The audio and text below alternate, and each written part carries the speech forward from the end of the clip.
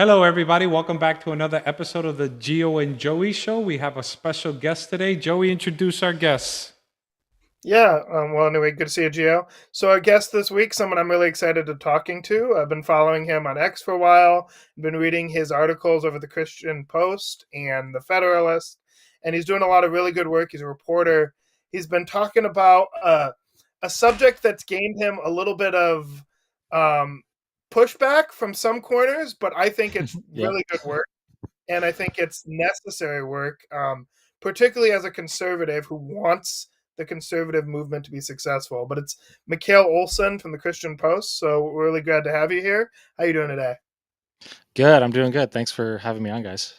Appreciate it. Look, I have to admit I'm a little ignorant. I've been hearing the term going around, the woke right. What Yeah. stands them out of, the woke left, which I'm more familiar with? So this is something that it's fairly easy, I would say, to define as far as the term woke. So the term woke pretty much just means critical consciousness.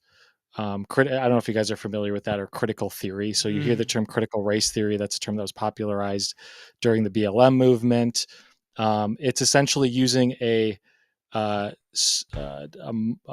say cultural Marxist, and I know I'm way oversimplifying this, but a cultural Marxist lens of the world. So it's oppressed versus oppressor, bourgeoisie, proletariat.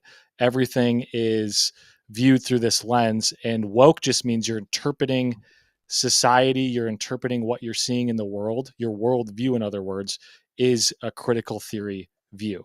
That's essentially what that means. So a lot of people, when they hear the term woke left, they think of, drag queens, and they think of BLM, and they think of people with purple hair protesting, and they think of all the crazy symptomatics of the left, right? Which is what that would be. But the underlying mode of operation, you could say, the engine underneath the hood, is critical theory or critical consciousness.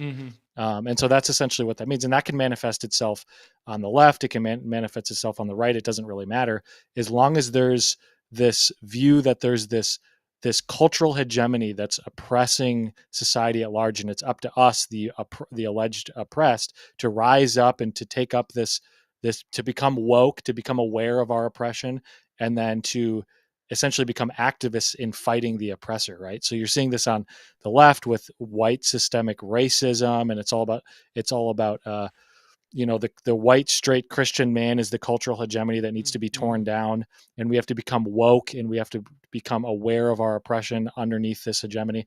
On the right now, you're seeing this manifest in a different form, but it's kind of the same underlying ideas. There's this cultural hegemony. It's the Jews, right? It's the gynocracy, as you'll hear some of them say, the feminist gynocracy. And there's bits of truth to all of this, right? But what they do is they take little bits of truth and they blow it up out of proportion, and then they create this theory out of it, this critical theory, and then use that as their entire mode of operation for everything that they're doing. So that's essentially what it is. But Okay. All right. Hey, Joey, I just got an emergency phone call from my wife. Continue the interview. I'll be right back. Sounds good. So one of the things that stuck out to me, right? So yesterday I saw an interview or a clip from an interview that I think it was Joel Berry did with Distributist Dave. And the thing that struck out at me, right, was, listen, my whole life being on the right, like we're the Constitution people, right? We're the yeah, pro-America people. And this kind of, to me, it sounded like a left-wing argument, right? In other words, in structure is like, well, that's what they've been saying about the Constitution this whole time. And yet now to hear someone who identifies as on the right. So, like, what would you say as like the main ways this consciousness plays out in our politics or in our... that's a good question. So as far as the Constitution thing there, this is something that I sat down and interviewed James Lindsay yesterday, and we were talking a little bit about this as well. It's like they have this view, and you're right, it's exactly the same as the left. I'm a lot of the rhetoric that you hear them use now about our founding documents, about our founding principles as Americans, about the Constitution, the Bill of Rights, etc. It sounds exactly like the left. The Constitution's the problem. It's not good enough to defeat the hegemony that's oppressing us, and therefore we have to discard it. And I think, like, if I'm thinking of the same clip that you're talking about, Distributus Dave essentially said that we need to burn the Constitution. Like, this is what they're saying. Who's been saying this for years? It's the woke left. It's Mm-hmm. the Marxists over there. The BLM crazy people that are saying the Constitution and our founding documents and principles are directly responsible for the systemic racism that's plaguing people of color. Right? This is the rhetoric that you hear from the left, and now from the right, it's the Constitution and our founding principles are responsible. And this, you could classify cultural liberalism in this as well. It's not cultural liberalism, classical liberalism. It's responsible for the cultural hegemony that we're trying to fight over here on the right. It's non. I think it's complete nonsense. Obviously, I think we would all agree Mm-hmm. Yeah, with yeah, that. yeah. So, Um, what do you think? Do you think the last 4 years or the rising of the woke left is what really has given the impetus oh, to go totally. that? Okay. Yeah. I think that the woke left has been, whether it was purposely orchestrated to have this reaction, because at the end of the day,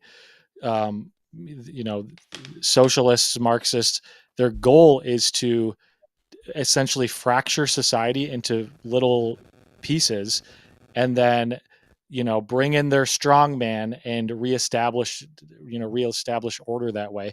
And so, of course, we're kind of in this fracturing point in our own nation with these ideas and with these Mm-hmm. with the stuff that's happening. And so I think that the woke left is it's this idea of the dialectic, right? So one extreme uses the other to legitimize its existence and to legitimize its activism. So you'll see the woke left, they'll call conservatives, for example, fascists. Mm-hmm. And they try to scapegoat us that way. Why? Because they need that extreme in order to justify the extreme measures they're trying to take. And you see the woke left or the woke right doing the same thing. They'll point at the extremes over on the left and say, this is why we need to tear everything down. Right. And again, the woke left, this is why we need to tear everything down, because the extreme right, this is why we need to tear everything down because of the extreme left. And they're going back and forth and back and forth. And pretty soon the pendulum is just going to break. And Yeah. I mean, I hope it doesn't get to that point.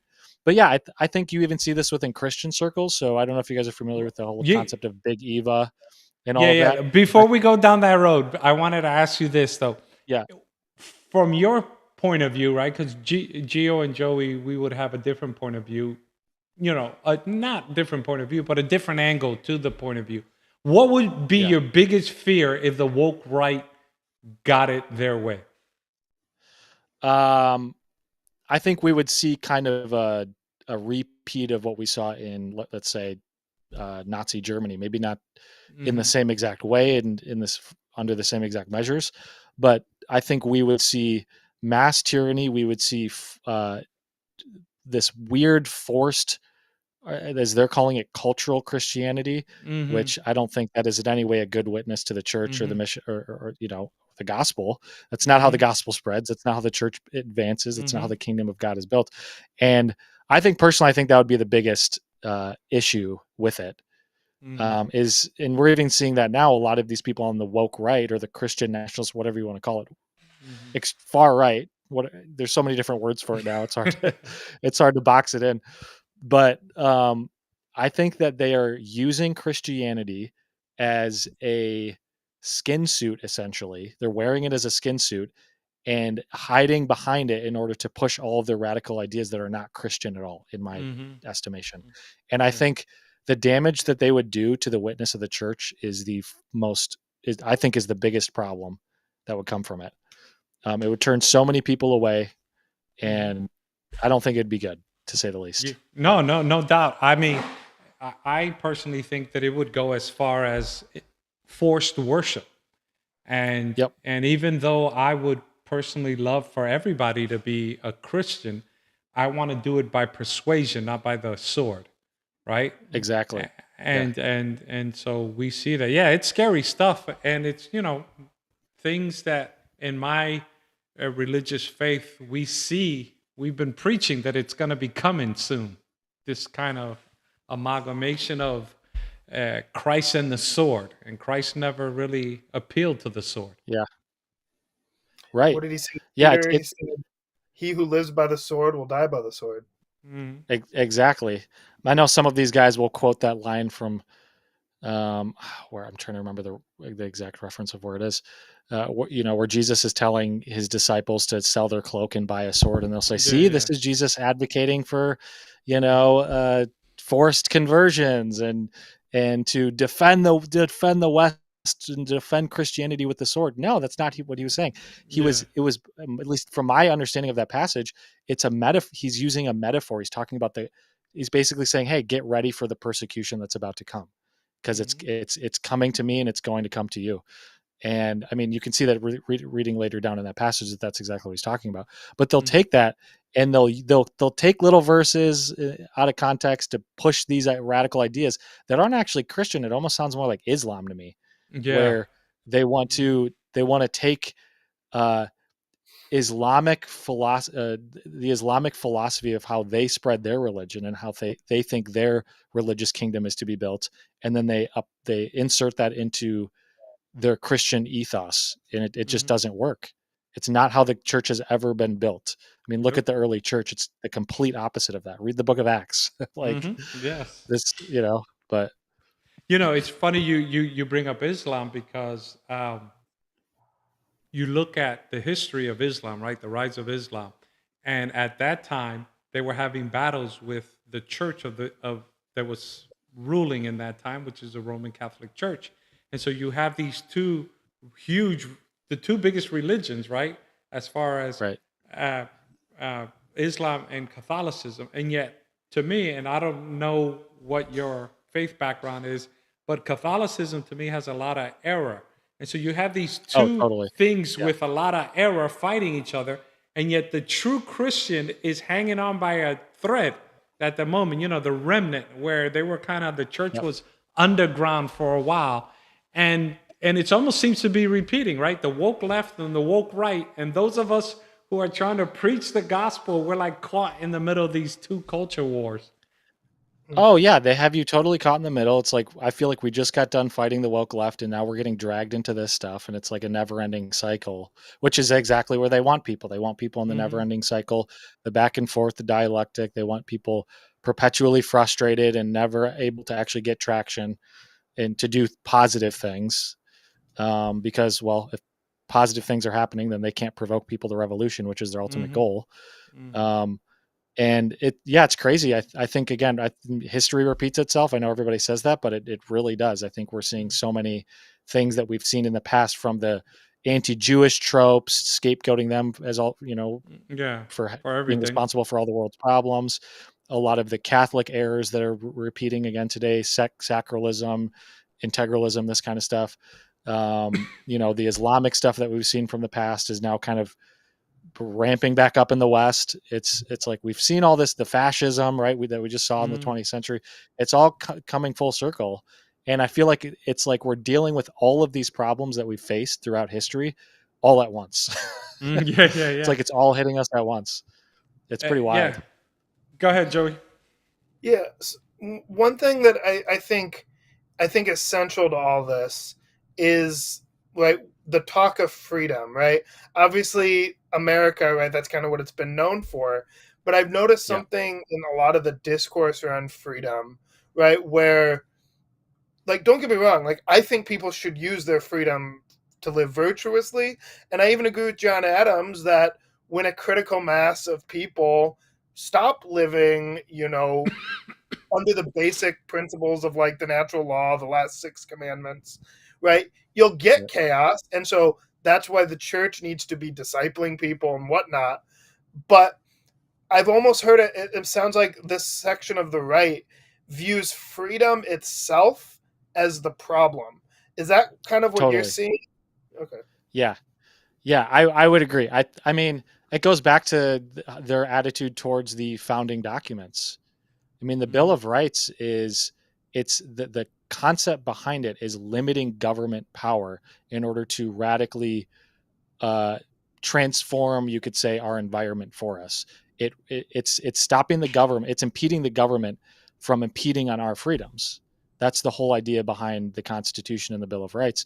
And it's no wonder they want to attack that. They kind of show their hand and let the mask slip a little bit when they attack those principles.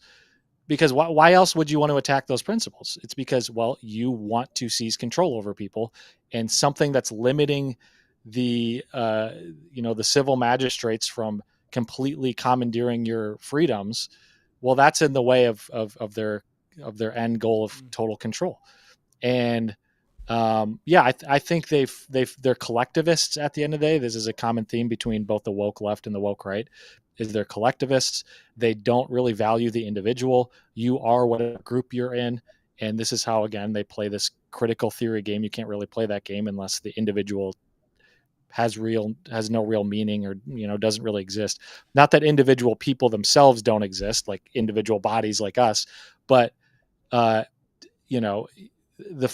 we're not really separate from our environment, you could say, if that makes sense. Mm-hmm. Where we're the whole idea of freedom is that we have some sort of free agency, we have a free will, we have freedom of conscience, and we're responsible for those things individually. And there needs to be some sort of separation from the environment that we're in that holds us responsible. So I was tweeting about this the other day, about how the woke mindset is that in order to change society, which both the woke left and the woke right say they want to change society for the better. It's a lie, but this is what they tell you. And they say the way that we're going to do that is by changing the environment in which people live in. And we need to, and in order for us to do that, you have to give us your freedoms, and then we'll be able to change the environment and make your life better. That's essentially the sales pitch that they're giving. And so you're right. They hate freedom. Or if you actually juxtapose that with a Christian worldview, it's the complete opposite. It's we change the individual, and then society changes as a result. People are transformed from within as individuals, and then society is better. As people seek to obey God individually, they start to love their families more, they start to work harder, they start to build things and become productive and positive agents in the culture that they live in. Society then will change. Culture and politics is just downstream from that. And if they try to impose, environmental change on everybody without changed hearts, nothing is actually going to change. Yes, I love that. Freedom is absolutely necessary in order for society to actually improve. And because freedom is necessary in order for people to, like what you said, to do what's right. You can't do what's right unless you have the freedom to do it. It doesn't work it doesn't work any other way. Let me jump in here, right? Now that you are talking on this subject, and I've been hearing more and more about the woke right. How do we, what's your plan of attack, right? Now that we're fighting two battles, right, on two fronts, the woke left and now the woke right, what would you recommend to people? Do exactly what you did with the woke left. That's what I would say. Because it's the same thing at the end of the day. I mean, as Christians, obviously, just don't compromise a biblical foundation and biblical truths for cultural relevance or political power, or as a lot of the Christian nationalist woke right people will say, it's about winning down here, quote unquote. You'll hear them post. I'm sure if you've been on Twitter over the last 6 months or so, you've probably seen them saying that. Reject that. Reject pragmatism. Reject Machiavellianism. Reject this like ends justify the means. Honor Scripture. Be in the Word. And honestly, it's kind of like it's kind of cliche, but it's kind of what Jordan Peterson always says. This idea of clean your own room, right? Make sure you yourself are doing what's right. That's how society is actually going to change. Like what I was just saying. Take stock of your own heart and the sin in your own life. And, watch your people that God's given you around you, whether it's in your church or your family or friends or whatever work, try to be a positive influence for others to do the same. That's how society is going to retain its sanity, because the woke left and the woke right thrive on society going completely insane. The woke right wants to, agitate people into insanity. The woke left wants to agitate people into insanity so that they engage in revolution, so that they're angry and they're bitter and resentful and they're blaming everyone and everything else for their problems except themselves. I think the simple solution is reject that, stop blaming everyone else for your problems, and take some responsibility for yourself. That's literally it, I think. And I think that is a foundational Christian idea. that is being completely rejected by these so-called woke right people who are claiming to be Christians and claiming to be not only Christians, but like the only true Christians who are actually fighting the evil in society. It's Yeah. complete garbage. It's funny. This past weekend, I preached on basically that, and I concluded with Solomon in Ecclesiastes. Here's the whole conclusion: fear God and keep His commandments, for that's a whole duty of man. Right? Take care of your own household, and that's the best you can do, because they thrive. And you said it, but I like to use a different word. They thrive on frustration. Right? They want both sides want to frustrate you to the point where you kind of just say, you take care of it and let me live my life, right? And then obviously they're gonna try to take care of it by the sword. And the sword is never Christ's way. Never. Yeah. Never. Yeah, I agree. Oh, go ahead. Yeah. No, go ahead. I was just going to say the word that the academic word for that, for frustration, that you hear a lot of these critical theorists use is grievance. So you hear about like grievance studies and things like that. That's essentially what that is. They want to provoke people into being really mad and really resentful and being essentially perpetual victims and blaming the Jews and blaming white people and blaming fill in the blank, Black whatever. People. Yeah. Black people, blaming anybody except yourself. I mean, it's what good has that ever led to? None. That never leads to anything good. But one thing that on the grievance side, one thing that I think that a lot of Christians could benefit from some historical perspective and realize that, like, don't get me wrong, I think there are plenty of things to criticize today, right? Like, when we see pro-lifers getting jailed under the last administration, or these things, like, these are legitimately bad, right? I know Gio and I, we called that out at the time. Like, we're like, this is wrong, this should be remedied. And there's other examples of this, right? You think of, various parents who have lost their children because of the LGBTQ cult and stuff. But I still think people need some historical perspective when they realize that the church has been through much worse times, right, historically. And many of our brothers and sisters in the faith, right? I was just reading an article about Iraqi Christians that, they're under extreme persecution, right? By Iranian-backed groups in Iraq, right, that are trying to pressure them to leave the country, right? Think of North Korean Christians or these others, and then realize that, yes, we have problems, and yes, we do need, to talk about them and address them. Historically speaking, and even globally speaking today, the Constitution still does a lot of good for American Christians, right? We go So how would you say? How would you say we can get that message across to people that it may be tempted by the woke right? Yeah, I think something that you'll hear a lot from woke right people, and for example, Tucker Carlson, Candace Owens, to name a few of like the big names. You'll even hear this a lot from guys like Joel Webbin or Eric Kahn or some of these, lower tier Christian nationalist guys. It's kind of the same rhetoric. It's this rhetoric of everything in society is broken. All of our institutions are corrupt beyond any repair. They don't work at all anymore, and therefore we have to rebel against them completely. That's essentially what they're telling people. I don't think that's true at all, because nobody lives that way. We all still call the police when we're in trouble. We all still depend on the fire department to come help us when our house is burning down. We all still go to the doctor even after COVID when we're sick and we need aid. You go down the list. We all still put our money in banks. Nobody lives as if our institution. We all still go and vote. Everybody did that. Everybody that was just spending years complaining about which I think that there might be some legitimacy to the whole idea of the election being rigged before, but nonetheless, we all went to the ballot box. So it's like, we don't actually live out that belief. And it's an insane belief to live out if you actually do believe it, because you are literally going to have to alienate yourself from every single aspect of civil society. And how are you to be a witness to anybody if that's how you're living? You can't. You have to participate in. Yeah, no, it's funny you mentioned that, because sometimes I think people forget that we live in two different worlds. And hear me out here. Many of us who spend time on social media, if you really stop and compare your conversations on social media with your conversations in real life, they're two Totally different different. worlds.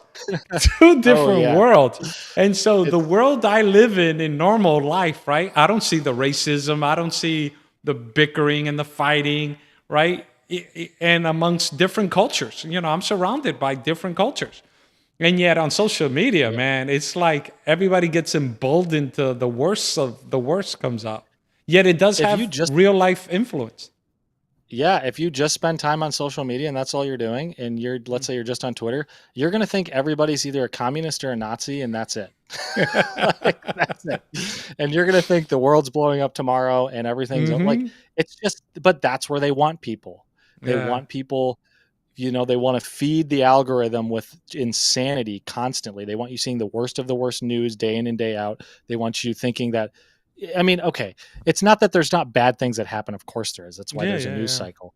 But when that's all you get, it gets clicks, right? So of course they're going to push that stuff.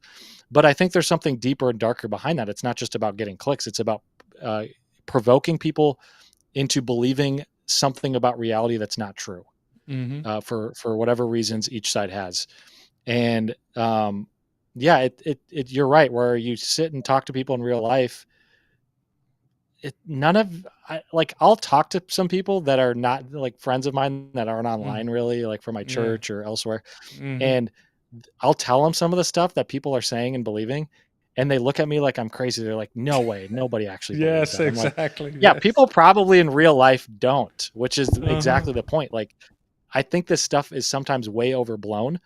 However, I think on the right, if we don't call this stuff out, like what I'm trying to do, like what you guys are trying to do, like what many others are trying to do, it's going to become mainstream. It's going to become it's going to become institutionalized, just like what happened with the left.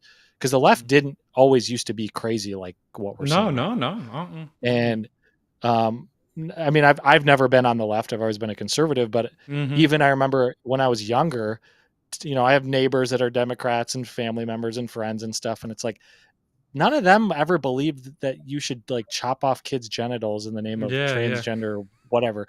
None of them ever believed in like abortion up until 9 months or any of this crazy stuff or open borders. This is all pretty new, all this stuff. And yeah, I don't know. It's crazy to watch. But I think if we don't call this stuff out on the right, we're going to get eaten alive just like the left did. And now that's mainstream in the Democrat Party. That said, however, while calling it out, we still have to always remember, like, this is not what most people think. Yeah. But if enough people do, it can become institutionalized. It only takes a small percentage of people actually pushing something and believing something in order for it to be institutionalized. It's funny. It's funny you mentioned that because I took a class on religious liberty. And one of the things that I was taught by Dr. Miller, by the way, Joey, and one of the things he taught us is that if you send a letter to your senator on any topic, right, I don't know if it's not algorithm, right, but their internal number says that like for every one person who actually takes the time to write a letter, it's actually expressing, I think the number was like 1,000 other people's viewpoint, right? Even though only one person wrote, it shows you that a lot of more people are thinking about it, right? And so you get a small nucleus, right? If 80% are just trying to live their life, you're letting a small group write the agenda. And that can become dangerous, right? And so that's why, even though it might be a small number and it might be just people on Twitter or X, whatever you want to call it, social media, it can cast a big shadow over parties. Because, even during the elections, right, you get accused of being a fascist when all you want to do is protect kids, right? Like you're not even part of an extreme and you get lumped in with everybody. Yeah. Yeah, I agree. I think it only takes like a small percentage of crazies to really. I mean, that's really all you see in the news cycle are just the crazies. There's like the 80% in the middle that just generally want to be left alone and want to live their life and hang out with their families and go to work and just live a normal life, unbothered by the weird social politics and Mhm. cultural politics and all this crazy stuff. And then there's that, little percent on each side that you really see amplified in the news and on social media. And that's what people think as a result of seeing that constantly, what most people think. So then if, let's say you're someone who's voting for Trump, you go vote for Trump because you want lower taxes and you don't want, us to get sucked into another war. You want the border to be secure, so there's not all this Mhm. rampant crime. You want our laws to be basic stuff that most people, actually, even probably Democrats, would agree with you on to a large degree. And I know this Mhm. because I've talked to so many people that they would call themselves Democrats and on the Mhm. left, and they would agree with everything I just said right there. Look But at then Bill you see Maher. that Look at Bill Maher. yeah, right, exactly. He's a Or even Democrat, but someone for like the Joe most part, Rogan. yeah, exactly. He's come a long way. Yeah, yeah, and like, so you see that happening. But then a lot of people that are on social media, because our society has just sucked everybody into social media these days, and everyone's getting pumped extreme stuff one way or the other. And so Mhm. they see MAGA voters are racist and fascist and blah, blah. That's Yeah. what's being pushed on social media. So then they see you with your Trump sign next door, and they're like, "Oh no, this person must be one of these." But it's like, Yeah. no, it's not at all. It's not true at all. Mhm. But it's pretty wild to watch. There's I don't know how well you know your Bible, but there's a story that I like to point to is, when Jesus was being paraded back and forth between Pilate and Herod, right? Pilate sends him to Herod, then sends him back. There's a phrase that says, and Pilate and Herod became friends because they were at enmity against one another. In other words, they became friends after the trial of Jesus. And the way I interpret that is, right, you have the church and the state. Herod was this apostate Jew, and Pilate the state. And they become intermingled over what? True Christianity, right? And Yeah, you look at, for example, like Revelation the enemy of chapters. my enemy kind of thing. Yes, Yeah, exactly. yeah. And you look at Revelation 13 and 14, right? It's all about worship, right? And Right. so we're talking about enforced worship, and that is, putrid in the eyes of the true gospel. There's no such thing as forced worship. Yeah, If it's exactly. forced, it's not worship. Hmm. Hmm. Worship has to come from an inward desire to do it. If I mean, someone could point a gun to your head and say, say 2 + 2 is 3, and you can recite that, but does that mean you actually believe it's 3? No, yeah, No, they can't actually force you to believe. No one can actually force you to believe anything. They yeah. can force outward compliance or Hmm. lip service, but they can't actually force you to believe anything. And worship doesn't exist unless there's true belief. Yep, yep. So it, by definition, the whole idea of trying to force people to be Christian, even Hmm. outwardly, defeats the whole purpose of what it actually means to be a Christian and to worship in the first place. It's so Yes. anti-Christian. Yes, yes. Going back to Revelation 13, right? That's why the people who get the mark of the beast get it either on their forehead or in their hand. The forehead means they're going along with it. On their hand Yeah, means I'm just going to go along to get along, right? yeah, Whereas Christianity is just, he seals us. And it's true, everybody who may be listening to you, and I want to get more into what you do for a living, but, listening to us, don't base your decisions just on us. You can use us as a springboard. You can use Mikale as a springboard. But in the end, you have to make the choices for yourself, because any choices you make based on somebody else's opinion can then be changed based on somebody else's opinion, right? And so yep, you have to do your own work. I, exactly. I Yeah, want to.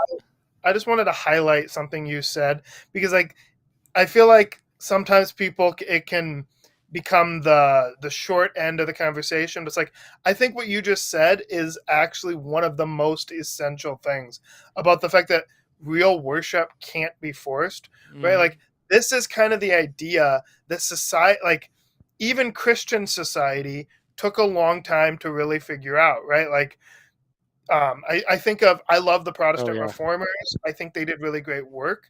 Um, but and it was Martin Luther, right? And when he did his thing, then the Catholic Church said, "Oh no, you're anathema," right? They want to get him, and then he gets hidden by these German princes, and I'm glad that they did. But then as Luther gets autonomy, right, and he did a lot of great work, but then as he gets political power, then all of a sudden he starts looking at some of the other people and some of the other Christian groups who disagree. He's like, oh no, wait, you need to use the power of the sword. And then it was, the wars of religion, right, between Protestant countries and Catholic countries, and don't talk about all of the various like Baptists and all the other groups that didn't have political power, who were persecuted, the Puritans. And then America, right? And there's this land, right? It was the colonies first, right? And people flee here for that reason. And then they get here and they're like, wait a minute, but those Christians, right? Like, we got to hang them. And then, I think Roger Williams, I think I believe God really led him to ultimately give us the system that we have, where, yes, Jews and Christians and Catholics and Protestants, right? Like, and, non-believers, right? We can live together in harmony as long as we respect that fundamental principle. And I just think it's essential. See people throwing it away. And the other thing that, and then I'll stop ranting here for a little bit. No, you're good. But the other you're thing absolutely right. I'm with you. Is these people, these groups talking to each other, I think they also need a history lesson, right? Because like, if we were to get this state, first of all, America's majority Protestant, so it would be some form of Christian nationalist. But then all these integralists who have been, building this up, I'm like, well, how do you think you're gonna this Protestant state is going to feel about the Marian dogmas, right? And you doing this, or you having your Latin mass, or you know what I mean? Like, you're thinking, because you're so focused on this enemy, right? This enemy in the left that you hate, right? That you can't think 2 steps ahead about, wait a minute, right? Like, we're opening a can of worms for a really dark history. They're so short-sighted. Like, for example, I heard it was Joel Webbin, I think, and Wesley Todd, his co-host on his podcast, talking about how if they get power and they, implement their version of Christian nationalism that they want, that number one, you'd have to, quote, swear an oath to the Reformed religion. I heard David Reese repeat this as well. Mercy. In order to be a citizen, in order to have constitutional rights, in order to participate in, civil society in any sort of meaningful way, in order to hold public office, all this different stuff, right? And they also were saying that they want to use the state to go to every church in the country. They literally, I was shocked. I'm still shocked even repeating this, that they said this, is it's so insane. It's short-sighted to the very point that you just made. We're like, okay, what then? And what's going to happen, if our enemies get this kind of power? So what they said they want to do is use the government, go to every church around the country, and forcibly close down. They said they're going to get a government task force, like a military task force, to go to church, check their church, see if they're preaching the right doctrine. Again, who gets to decide what the right doctrine is? Apparently them, when they're in power. But what if it's somebody else in power the next cycle around? You've given that power away. But so they're going to go around to every church, close down every church that doesn't agree with their particular orthodoxy that they want to see every church believe, and take those properties and give them, redistribute them to what they deem as faithful churches. And then Joel Webbin called this like something like a loving act. I don't know exactly what the words he used, but that this is like a gracious thing for the government to do for its citizens. And it's like, how is this gracious? How is this good? How is this Christian? It's insanity. It's absolute insanity. I mean, right? But that's America was founded on fleeing from that junk, right? Or Europe. Exactly. And, and Joey, you didn't mention one. Now Mikale mentioned Reformed. Calvin had people killed. John Calvin had people killed for not believing the way he believes. And it's nuts because, like you guys have been saying, are Protestants going to be happy if Catholics are ruling, right? What about a Baptist and a, Reformed Baptist or Free Will Baptist or Methodist and a Presbyterian? Like, whose religion are you going to keep that junk separate?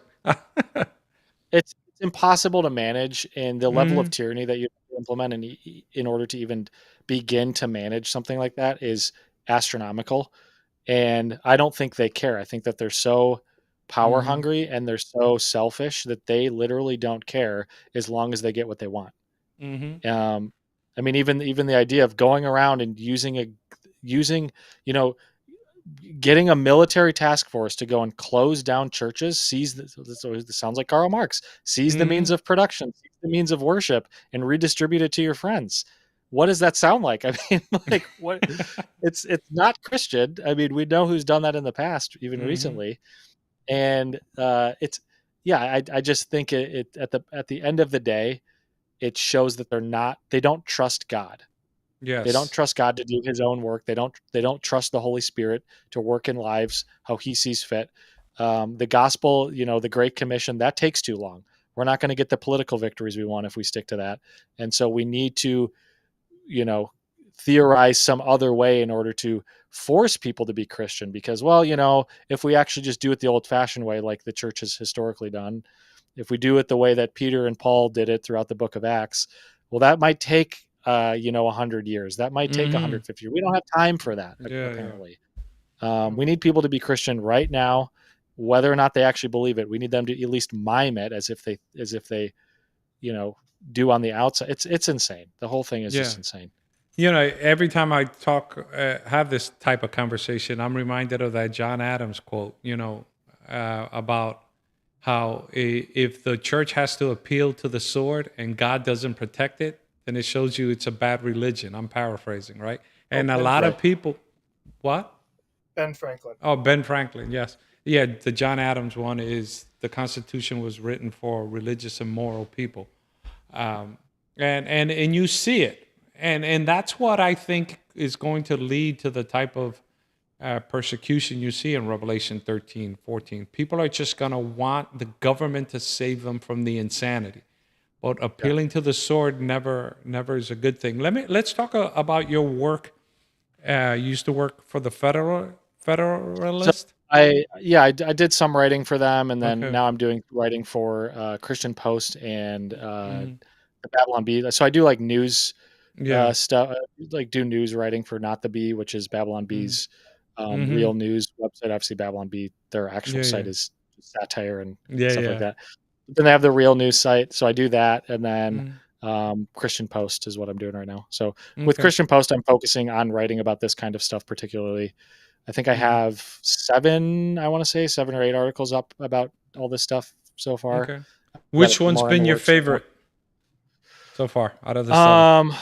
That's a good question. Probably the one I wrote one on forced church attendance. I think that one, Mm. at least the comments I got on that one and some of the messages I got were overall the most positive. I think, like I got one Yeah. What message in was the premise particular. of the article?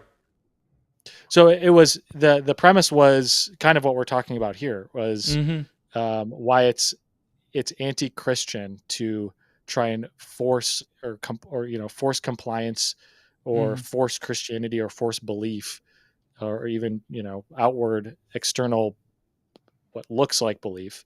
Mm-hmm. How that's just completely anti-Christian. I referenced went a little bit through the book of Acts, how the early church spread the gospel there. It wasn't by coercion. They weren't punishing Mm-hmm. people who didn't agree with them. They weren't manipulating people. They weren't appealing to Caesar to punish their enemies who didn't, Mm-hmm. fall in line with their religious orthodoxy.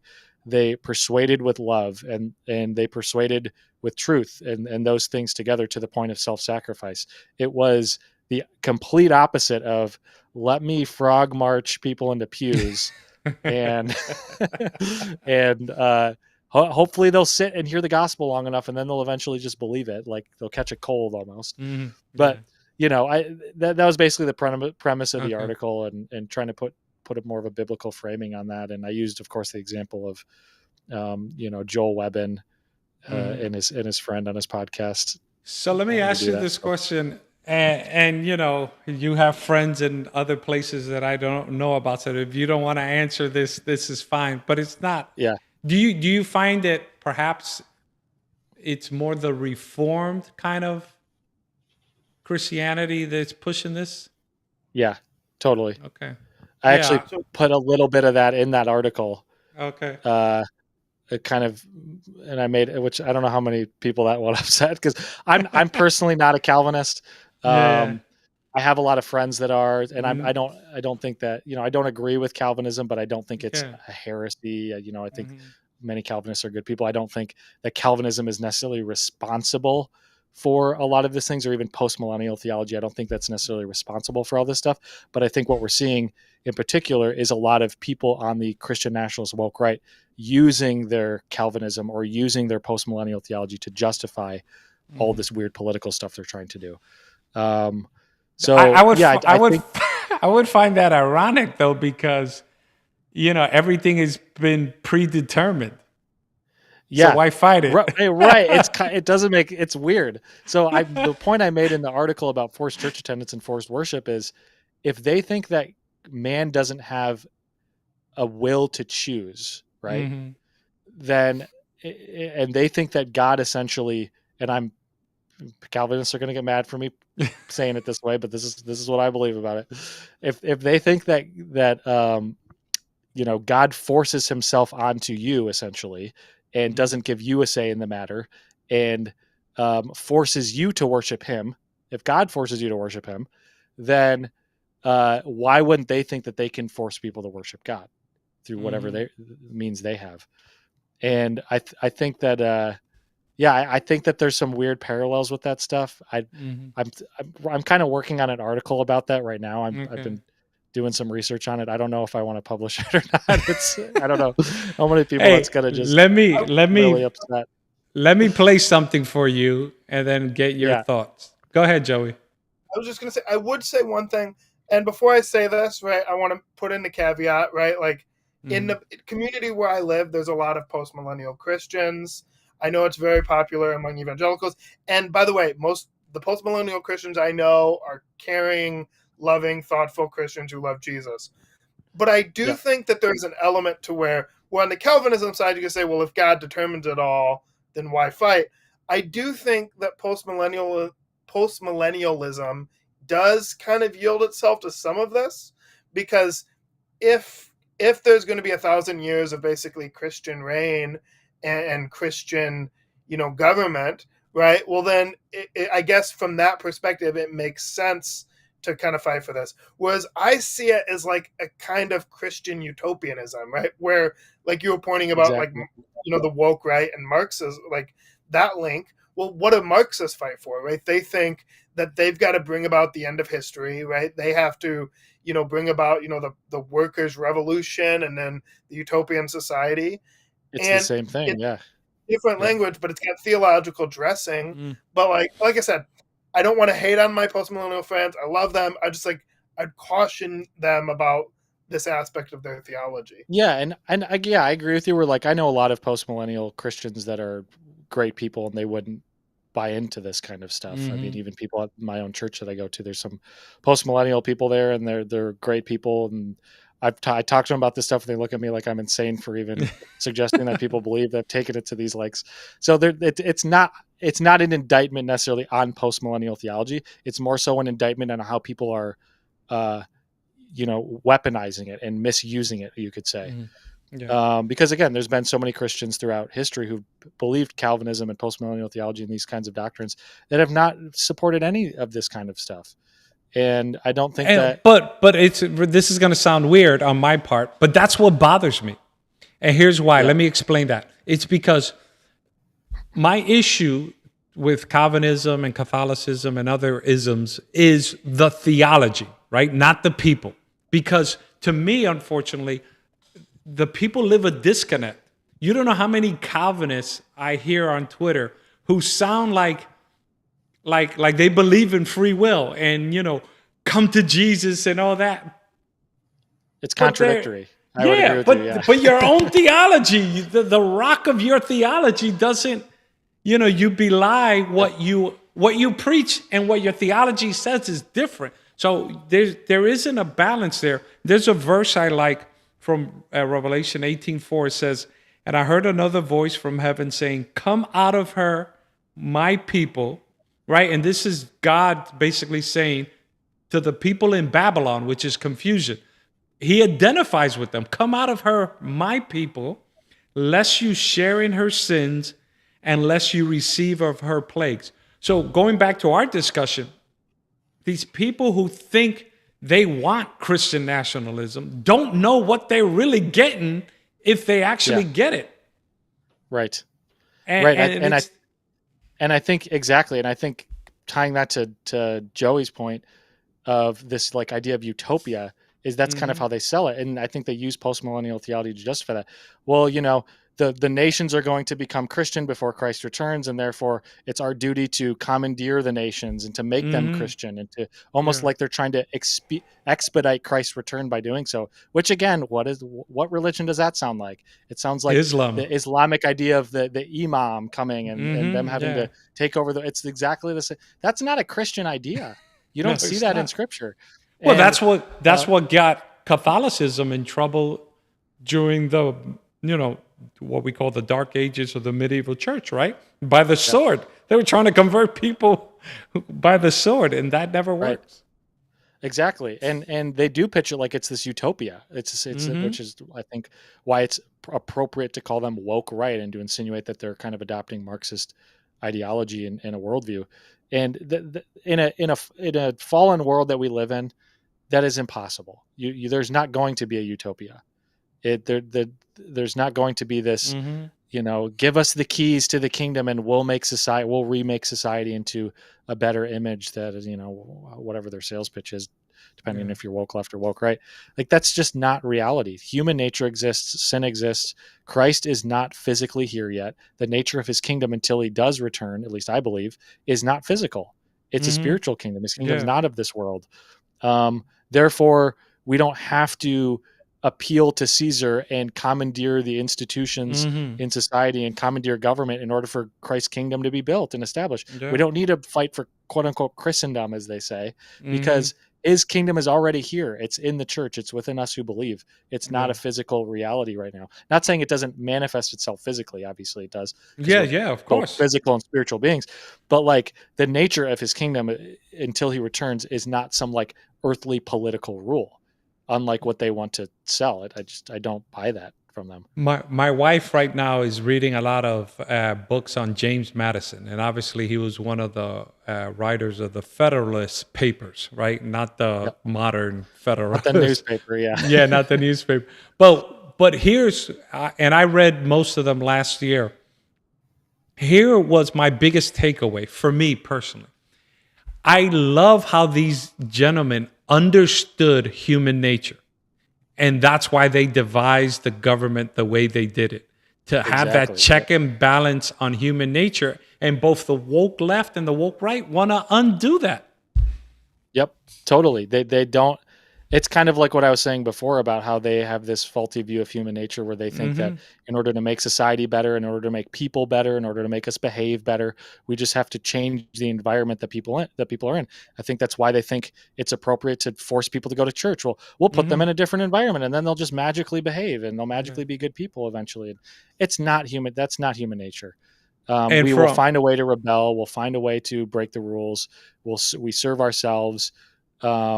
And I think the gospel and the Holy Spirit are the only things that's the only antidote to that problem. It's not environmental change; it's inward personal change and a heart change. It's the idea of repentance. It's to change your heart, to change your mind. And I see that completely missing from these people. Their doctrine and their philosophy. It reveals to me that they're not really Christian in that sense. Do you know what I mean? It's funny because they claim to preach the gospel, but it's really Pharisaical legalism. Totally. That's what it is. Yep. Yeah. I mean, that's what they wanted. They wanted everybody to comply with the legalistic view of the Pharisees in Jesus' day. And when Jesus upended that with the true gospel, they didn't know what to do with themselves. It's outward compliance, forcing everybody into outward compliance. Who cares about the heart at the end of the day, as long as they look like they're doing what's right. It's all about political power. I think a lot of people don't understand that the Pharisees and the religious leaders, they were also the political leaders. Yes. There was a lot of political authority vested into the religious leaders back in the day. The high priest. There was this weird merger, like this sacralist merger of the church and the state in a sense. And look how that went. Yeah. There's no example that I can think of in history where there's been this merger of church and state like that it's actually gone well. It's All right, always ended ready? in disaster. Let's see how deep the rabbit hole goes, right? For example, and look, the reformers preach this and I preach it, so I'm just one of the few who preach it. Look at Roman Catholicism. It's literally church and state. Think about this, and I tell people this all the time.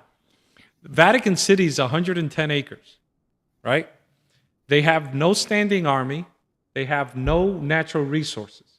Yet we have close to 100 countries with ambassadors to the Vatican. What are they buying, if not ideas? And to me, ultimately, from a human standpoint, Catholicism preaches the ends justify the means. And that's scary because that's not always morally correct. Right. Yeah. Catholicism, I could go down a whole rabbit trail of Catholicism. Exactly. It's terrible. It's absolutely terrible. I hate even calling it Christian. I don't personally don't believe it's Christian. It's just another false religion that is wearing Jesus as a costume while they promote a whole bunch of stuff that has nothing to do with what Jesus actually taught. Yeah. And don't you dare talk about Mary on X. Yeah, don't mention Mary or the Catholics will be in your comment section. It'll be bad. I've made that mistake before. They're crazy on there. I would just say for my Catholic friends, I do like all this other stuff, like postmillennialism, like Calvinism. There are a lot of people within the Roman Catholic Church who do love the Lord. Oh yeah, to me it's the system, not the people. Yeah, when I say Catholicism, I'm talking about the system. Yeah. When I say Catholicism, I'm talking about the hierarchy of the church, the official doctrines of like Catholicism, the ism, not necessarily individuals who claim to be Catholics or go to a Catholic church. And I go back to Revelation 18:4. Come out of her, my people. God identifies with them, right? Yeah. Babylon, right? He's talking about Babylon, right? Which stands for confusion. Roman Catholicism, the system is totally confused, contrary to Scripture. Yet God identifies with them. Come out of her, my people. And so it's never the people, it's the systems. I totally agree. I have a practical question that I think I want to leave. I think it'll give a chance to leave our audience with some hope and some like things that we can do. But first, I've been debating in the back of my mind to bring something up because I haven't flushed out exactly my view on this, but I feel like we're just talking. So in Daniel 11, right, there's two powers we're seeing there, right? The king of the south and the king of the north. Obviously, theologians, like people disagree about what it is, but like one of the things when you look at the countries, I think, and Gio, he's the seminarian, so he can correct me. But I think the king of the south was represented by like Egypt, and then I forget what was the country the king of the north was. But when you look at the countries, like basically like atheism and like they were represented by like atheism and kind of like it's easy to like put like secularism and kind of in that. And then you look at the king of the north, it was a more religious power, and yet both of these powers oppose God's people in the book of Daniel. And again, I'm not a theologian. People, we've been talking about how everybody's got to have a personal relationship. Study it out for yourself. See what you think. This is just a thought I had. And so you got these two systems, right? The woke left, right? The secular left, the abortion mill left, right? All the different things that we associate with the evil in the left. You got them, and they're opposing God's people. And then you have this movement that takes the name of Christianity, right? It's a religious movement, but really the spirit behind it, right? Is more of an antichrist spirit, right? So in other words, two powers. One claims to be religious and one claims to be not. But at the end of the day, they're both fighting God's people. And I just think it's something to think about in this. It's that it's so important that in everything that we do, that we're seeking to be people who follow God, right? And we're not going with whatever our church is, whether it's the Catholic Church, or whether it's your local, in our denomination, whether it's an Adventist church, or whether it's your local evangelical church, right? You can't follow your church. You can't follow your charismatic pastor.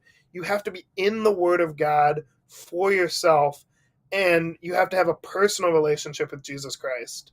I just think that's so essential to all of this. But my practical question for you, Mikale, is what do conservative, biblically minded Christians or non-Christians who still love the Constitution and stuff, what do we do practically, politically, right? What are things, like how do we differentiate?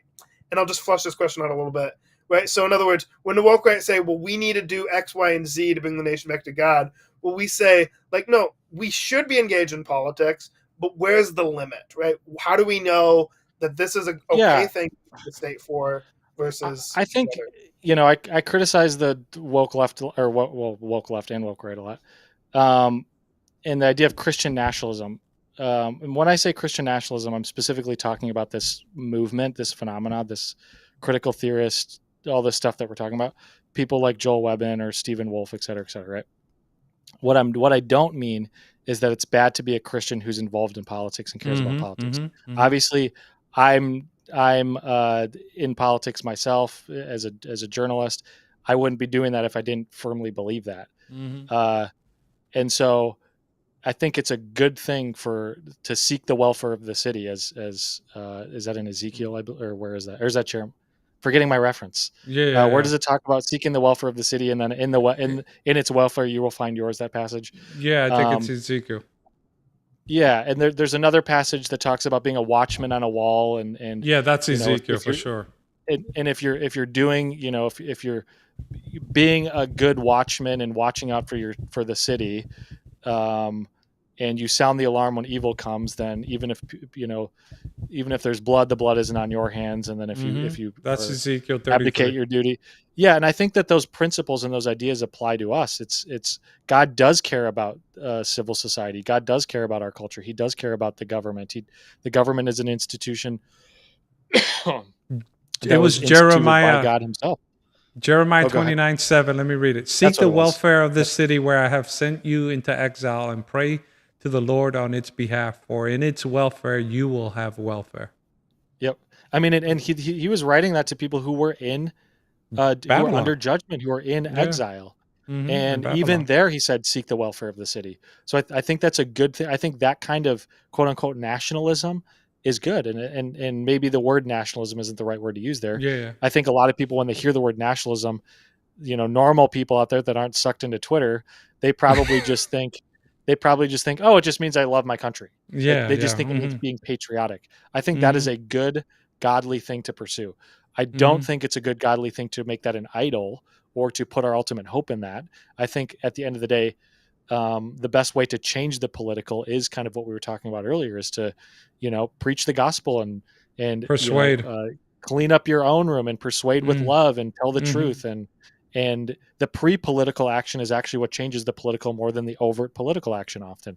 And this is, again, the story of the early church, where they preached the gospel, the church was built, the Spirit was moving, and they didn't appeal to Caesar to do their bidding for them. And what happened?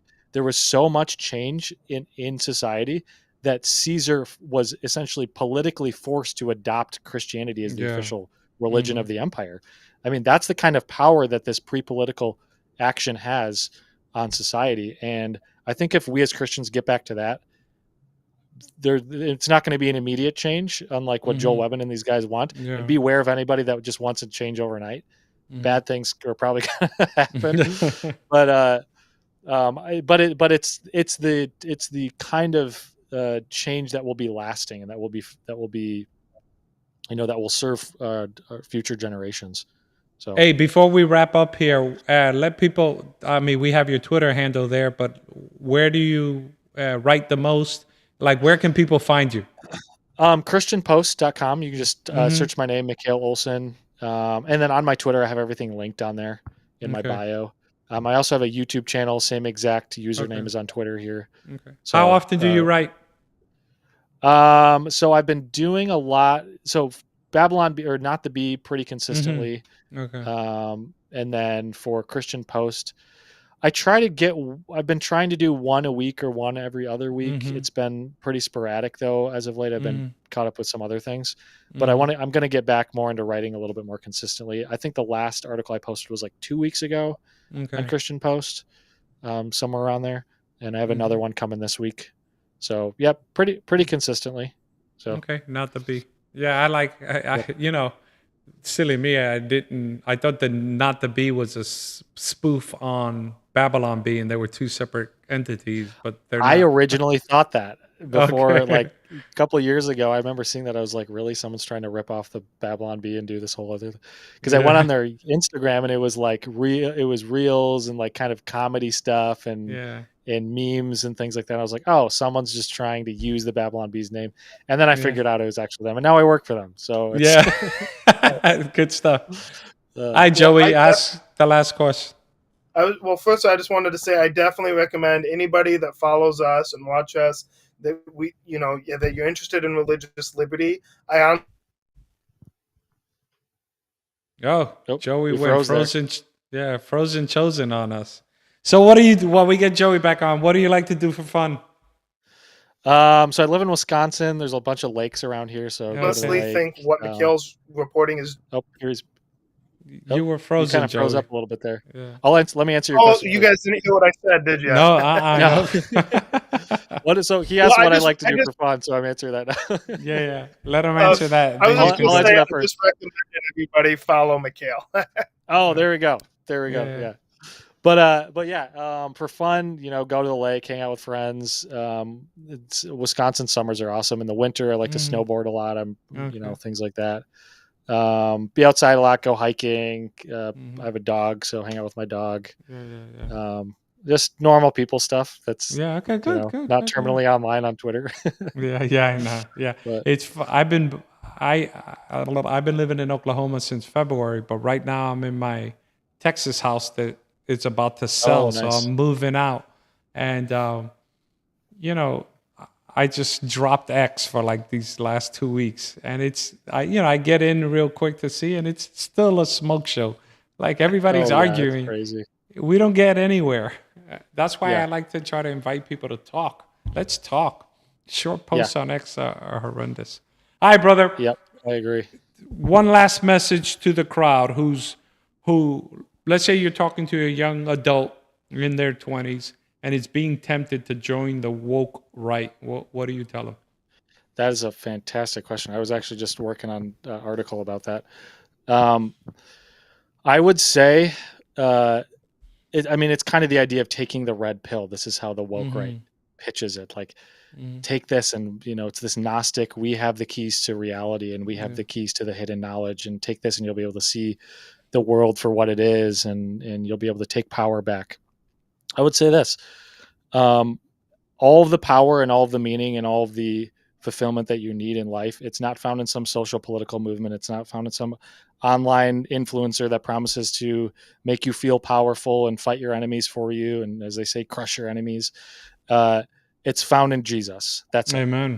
it. And so if you're looking to something else, if you're looking to someone else, you're going to constantly be let down. They're going to leave you, in a bad place. And because no human person is designed to be able to offer that to you, to offer you ultimate meaning and purpose and joy and fulfillment. And if you're not looking to Jesus and you're not finding your identity there, you are going to be tempted into these grievances and into, being a perpetual victim. And I think that there's no real other antidote to that kind of mindset, because that's the temptation that every person faces is, things in your life suck at times. I want to blame someone. Moving. I want to blame something. Yeah, moving, right? I want to blame someone. I want to blame something. I want to take my anger and frustration out on someone or something else. And that is essentially the temptation that the woke left and the woke right are feeding off of. And they're handing you that temptation as if it's a good thing. It's like Satan tempting Jesus in the wilderness. Hey, just give up this, and I'll give you the keys to the kingdom. I'll give you all this success, and I'll solve all your all these earthly problems. That's the red pill that they're selling. It's the red pill that Satan was trying to sell Jesus in the wilderness. Yeah. Don't take it. That's a great connection. And as we wrap up here, I'm going to read the verse that I had mentioned earlier. In the end, let's hear the conclusion of the whole matter. Fear God and keep his commandments, for this is man's all. For God will bring every work into judgment, the woke left and the woke right, including every single secret thing, whether good or evil. So keep your eyes upon Jesus. That's it. Thank you, man. Hey, hang on here as the screen goes dark just for another minute or so. Yeah. Until next time on the Gio and Joey show, be blessed. Thank you, Mikale. Yep, absolutely.